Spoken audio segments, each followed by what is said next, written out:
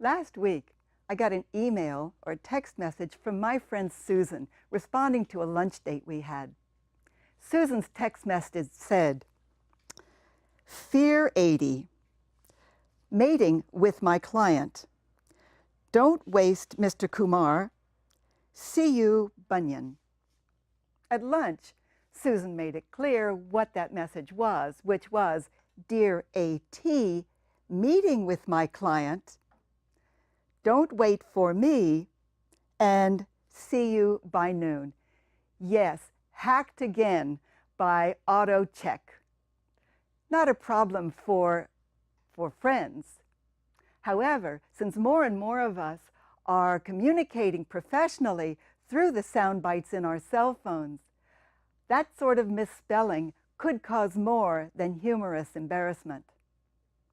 Yes, ladies and gentlemen, I suggest you consider that either you master your spelling or your spelling will master you. To spell, it means to put letters in a significant order to create a word. Now, by the time we get to kindergarten, most of us can spell our names. Amazingly, by the end of junior high or middle school, most of us have been taught 90% of the words that we will use throughout our lifetimes.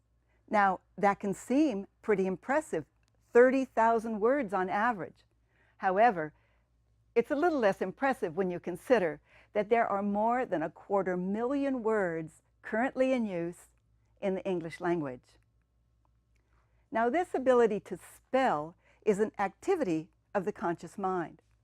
However, there is another definition, another meaning to spell that we also learn as little children.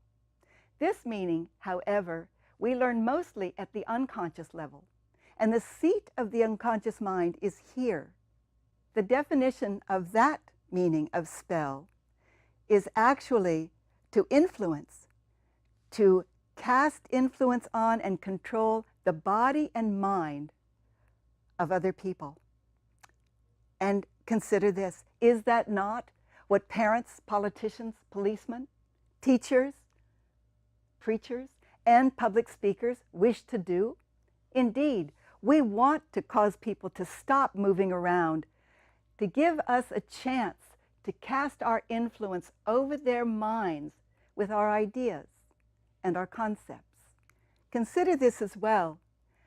When we were children, ever since infancy, we have been under the influence of that spell, body and mind, and often all it took was a 1 or 2 word phrase, and we were under that spell. Don't, go here, do this, shut up. In fact, that training was so powerful that even now we are susceptible to 2 word or 3 word phrases, just like click here, buy now. When we were little children, we also learned how to cast our own spells, didn't we? Indeed. What toddler didn't learn the power of casting a spell the first time she screamed at the top of her lungs her father's favorite swear word in the middle of a grocery store? Indeed, we have caused our families great embarrassment when we began to cast our own spells. Let's consider the power of 3 words in the English language to cast spells over us. The first is fear, the next is need, and the third is pain. Consider this. Did you feel something? Just the power of those words alone can cause us sensations in our bodies. Indeed, we feel them here.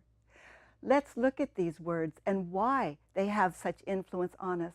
The definition of fear is to imagine a future we do not want to live in. Need is to be destitute, needy, lacking the resources of our own capacities. And third, yes, third is pain.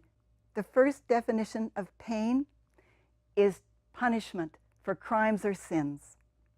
I invite you to replace those words with these. Consider these options. When you consider using the word fear, Use instead the word faith. Yes, to replace fear with faith turns your attention to that which you do want to have happen. When you consider the word need, replace that with desire. For to desire is to ask for what we want, is to demand what we want, and is to have faith we're going to get what we want. And the third, pain, consider using the word sensation. Yes, listen to the sensations in your body and allow those to guide you to better health. Once there was an old priest who, as he was approaching the end of his life, was granted the opportunity to go into the catacombs, into the library of the Vatican to see the sacred texts. He had studied the ancient languages of the Bible. And late in the day, the librarian went to look for the old priest. And he found him crying over a dusty old book. And the librarian said, "Why the tears, Father?" And the priest said, "Oh my goodness, it was a mistake, a terrible mistake."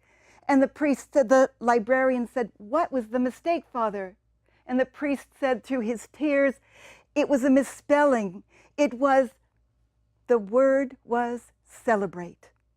Yes, ladies and gentlemen, either you master your spelling or your spelling is certain to master you.